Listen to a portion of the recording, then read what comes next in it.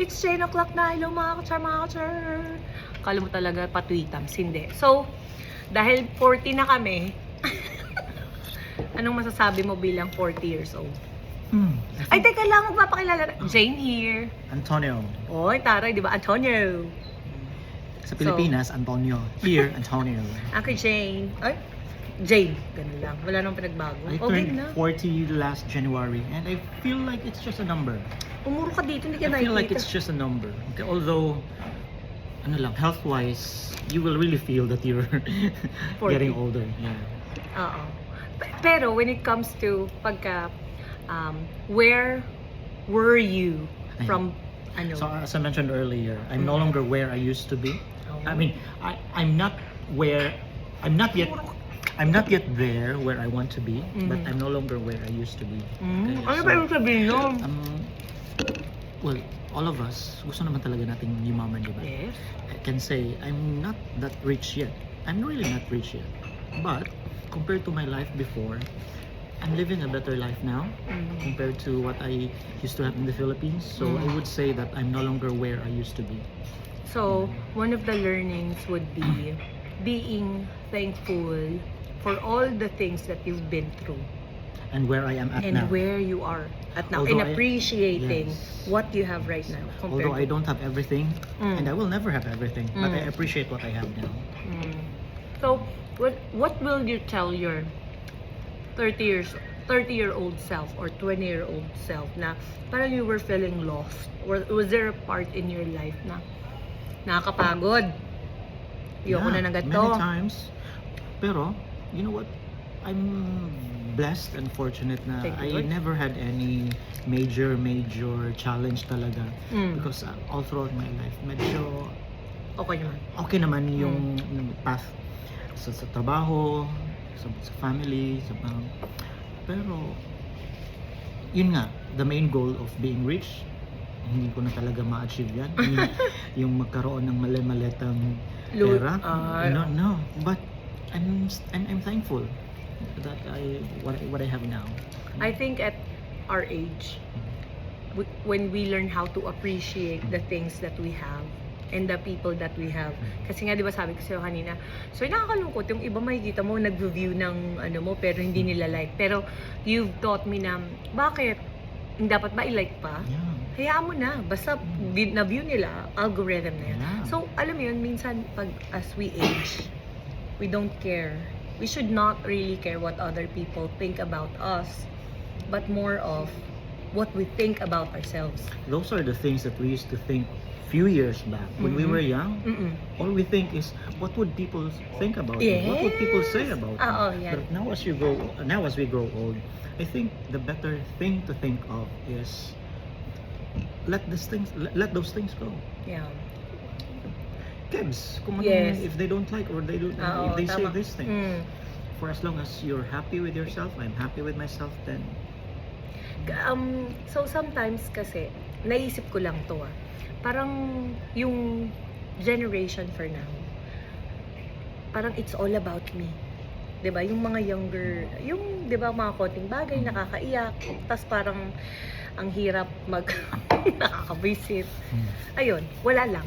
So, teka. wait, we were like that when we were young. Oo, Yeah. na it's So all I about think us. they will outgrow that stage of their life.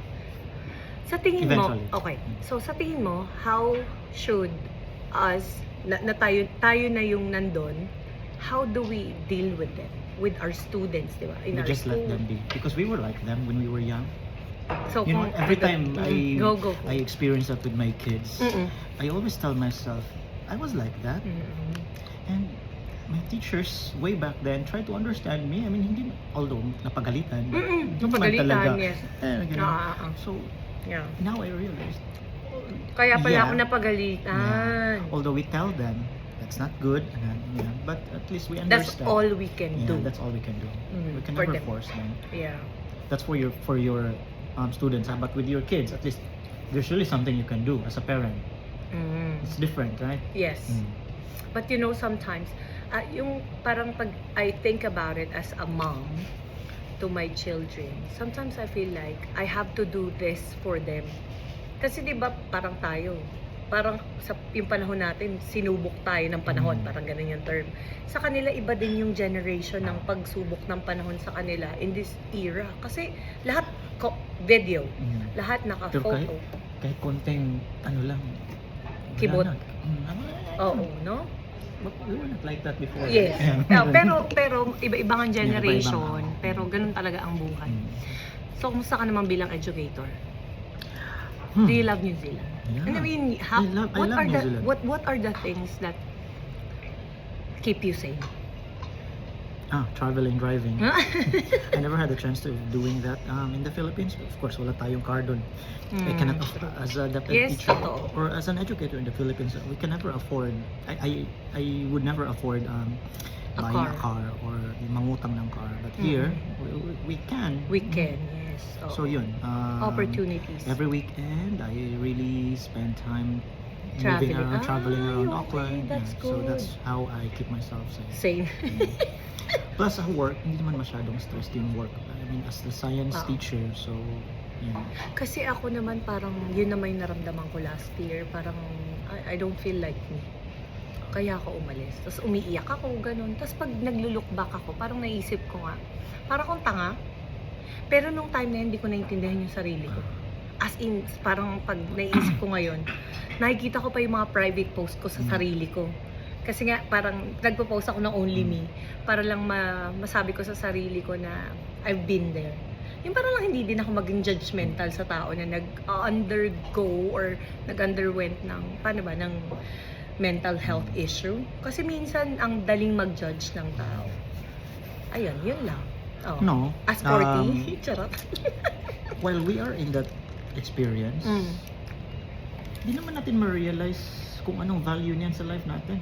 I mean, during that time, we just cry or maybe we laugh or whatever it is, but the learning of the lesson happens few years like now. You're trying to tell yourself that's what happened before and that you learned something from it. But when you were during that time, wala, you just succumbed to the sadness. You succumbed to the whatever it was.